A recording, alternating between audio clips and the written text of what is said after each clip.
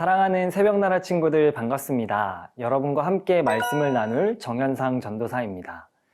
요즘 뉴스를 보면 참 안타까운 소식들이 많이 들려옵니다. 특별히 코로나 관련 소식은 우리를 더욱 마음 아프고 불안하게 만듭니다. 단 한 번도 경험해보지 못했던 어려움 앞에서 우리는 어떻게 해야 할지 잘 모르기 때문입니다. 많은 사람은 내 앞에 어려운 상황이 다가오면 불안해하고 눈에 보이는 대상을 굳게 의지하게 됩니다. 그렇다면 그리스도인은 내 앞에 어려운 상황이 다가왔을 때 어떻게 행동하는 사람일까요? 오늘 말씀은 우리에게 어려운 상황이 다가왔을 때 그리스도인은 어떻게 행동해야 하는지 이야기합니다. 오늘 말씀을 통해 우리에게 주시는 은혜를 함께 나누길 소망합니다. 오늘 말씀의 제목은 함께 기도해요입니다. 오늘의 말씀은 시편 20편 1절에서 9절입니다. 내가 고통당하고 있을 때 여호와께서 내게 응답하시고 야곱의 하나님의 이름이 너를 보호해 주시며 성소에서 너를 도와주시고 시온에서 너를 붙들어 주시기 원하노라. 내가 드린 모든 재물을 기억하시고 내 번제를 받으시기를 바라노라. 셀라. 내 마음에 소망을 주시고 내 모든 계획을 이루어 주시기를 바라노라. 우리가 내 승리로 인해 기뻐 소리칠 것이며 우리 하나님의 이름으로 우리 깃발을 높이 세울 것이라. 여호와께서 내 모든 간구를 이루어 주시기를 바라노라.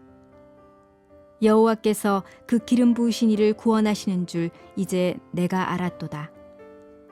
그분이 구원하시는 그 오른손의 힘으로 거룩한 하늘에서 그에게 응답하시니 어떤 이는 전차를 의지하고 어떤 이는 말을 믿으나 우리는 여호와 우리 하나님의 이름을 믿노라. 그들은 엎드러지고 쓰러지겠으나 우리는 일어나서 굳건히 서리라. 여호와여 구원하소서. 우리가 부를 때 왕이시여 응답하소서. 오늘 본문은 이스라엘의 어려운 상황이 다가왔을 때 기도하는 모습을 이야기합니다. 백성과 제사장은 함께 모여 하나님께 이렇게 기도합니다. 우리 함께 본문 1절에서 2절 말씀을 보겠습니다. 내가 고통당하고 있을 때 여호와께서 내게 응답하시고 야곱의 하나님의 이름이 너를 보호해 주시며 성소에서 너를 도와주시고 시온에서 너를 붙들어 주시기 원하노라. 우리가 함께 읽은 본문에서 이야기하는 고통당하고 있을 때는 어떤 상황을 의미할까요? 그것은 다른 사람의 도움이 없이는 맞설 수 없는 큰 어려움에 빠진 상황을 이야기합니다. 본문이 이야기하는 큰 어려움에 빠진 상황은 다른 나라와의 전쟁을 앞둔 때였습니다. 이스라엘은 전쟁을 앞둔 때 함께 모여 하나님이 왕을 지켜주실 것을 간구하며 기도하였습니다. 이를 통해 이스라엘은 민족적인 어려움 앞에서 함께 모여 하나님께 찬양하며 기도하는 모습을 우리에게 보여줍니다. 사랑하는 새벽나라 친구 여러분, 우리는 본문의 상황처럼 전쟁을 치르며 살아가지는 않습니다. 그러나 우리의 삶에는 마치 전쟁과 같은 어려운 상황들이 다가옵니다. 친구와의 문제, 가족의 문제, 내 진로의 문제와 같은 어려움이 내게 다가올 때 우리는 어떻게 행동해야 할까요? 이스라엘 백성들이 자신들에게 어려운 상황이 다가왔을 때 함께 모여 하나님께 기도하였던 것 같이 우리도 내 앞에 어려운 상황이 다가올 때 하나님께 기도하는 우리가 되길 소망합니다. 그럴 때 본문의 이스라엘을 지켜주신 하나님이 우리 모두를 지켜주실 것입니다. 내 앞에 혹은 나의 가족과 친구에게 어려운 일이 다가올 때 함께 모여 기도하는 한 사람, 저와 여러분, 우리 모두가 되길 간절히 소망합니다.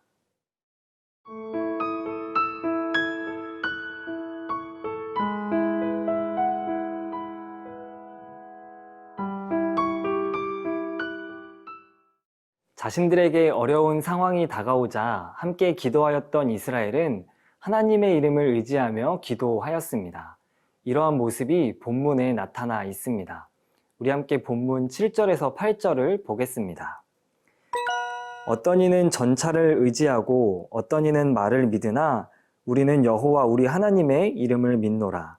그들은 엎드러지고 쓰러지겠으나 우리는 일어나서 굳건히 서리라. 본문은 크게 두 부류의 사람들이 등장합니다. 전차와 말을 의지하는 사람, 여호와 우리 하나님의 이름을 믿는 사람입니다. 세상 사람들이 의지하는 강력한 도구인 전차와 말은 전쟁에서 위협적인 무기입니다. 그것들은 강하고 빠르며 파괴적입니다. 그렇기에 전차와 말은 전쟁의 승패를 좌우하는 강력한 무기였습니다.